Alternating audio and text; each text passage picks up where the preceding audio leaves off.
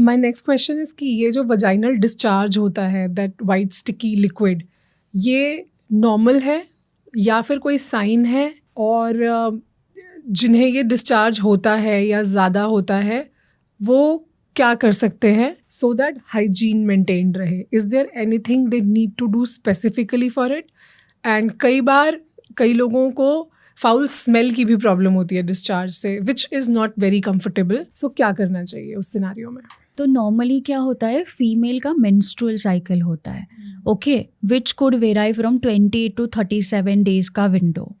ठीक है, तो हमारा पीरियड साइकिल है. और एक्चुअली वजाइनल डिस्चार्ज इसलिए होता है ताकि ये ऑर्गन अपने आप को साफ रख सके. ओके.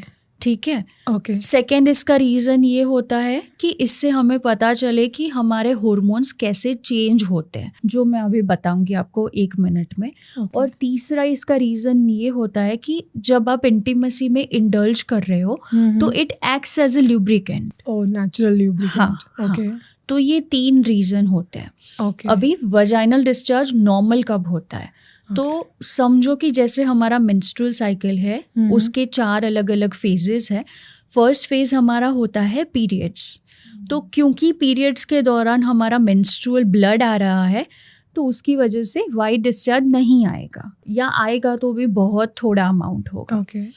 पीरियड्स एक बार ख़त्म हो जाते हैं तब जो विंडो आता है उसको हम कहते हैं फॉलिकुलर फेज. ठीक है. तो उसमें आपको आएगा 2 to 4 ml of healthy vaginal discharge जो एग वाइट लाइक कंसिस्टेंसी का होगा. बीच वाला फेज आएगा, उसे हम कहते हैं ovulatory phase.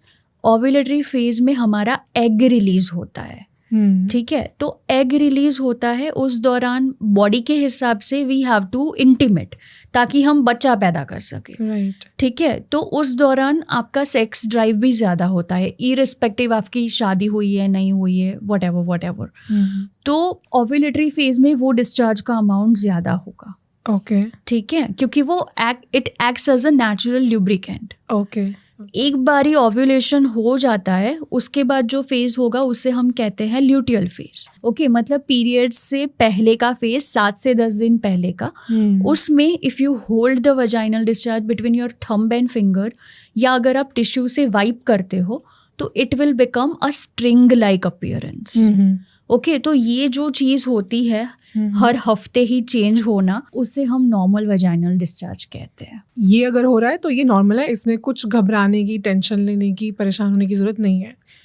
Now how to manage it, मतलब क्या कर सकते हैं इन सब डिस्चार्ज के केसेस में so that cleanliness, hygiene, odour वो सब बना रहे? क्लीनलीनेस के लिए हम क्या कर सकते हैं, जैसे I will give you 1 example.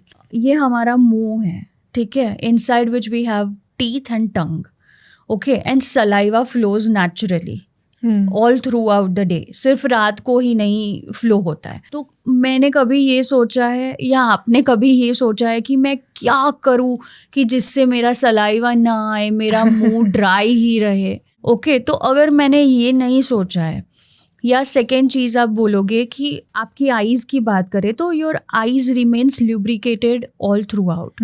ठीक है, थोड़ी मॉइस्ट आईज आपकी हमेशा रहेगी. तो आप ऐसा सोचोगे कि मैं ऐसा क्या करूं कि मेरी आईज ड्राई हो जाए, इसमें बिल्कुल एक ड्रॉप भी पानी नहीं आना चाहिए. In fact you don't want that to happen. Exactly.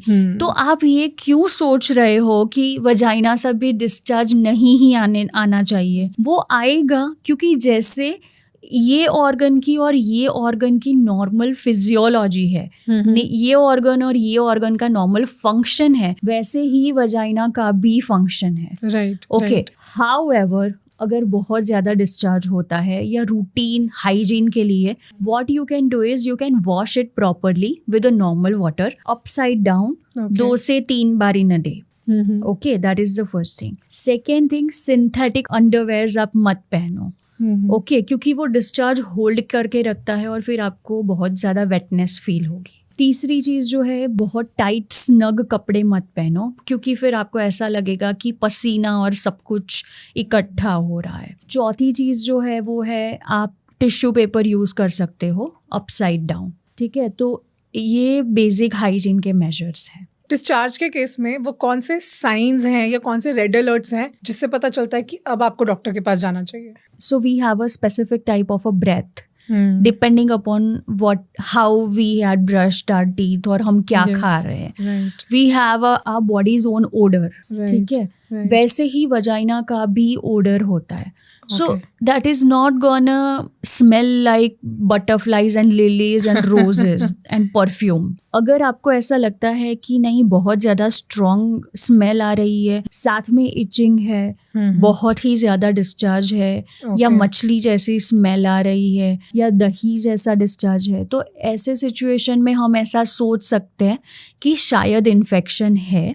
Okay. और ऐसे केस में डॉक्टर के पास जाके एग्जामिनेशन करवा के हम ये डिसाइड कर सकते हैं कि आगे दवाई हमें लेने की ज़रूरत है या सिर्फ हाइजीन मेजर से ही ये मैनेज हो जाएगा. Okay, thank you so much for watching this clip. अगर ये क्लिप आपको पसंद आई है तो आई एम श्योर कि ये पूरा एपिसोड भी आपको बहुत ही काम का लगेगा. पूरे एपिसोड को देखने के लिए आप हमारे दूसरे चैनल गुंजन शाउट्स पे जा सकते हैं जिसका लिंक डिस्क्रिप्शन में है.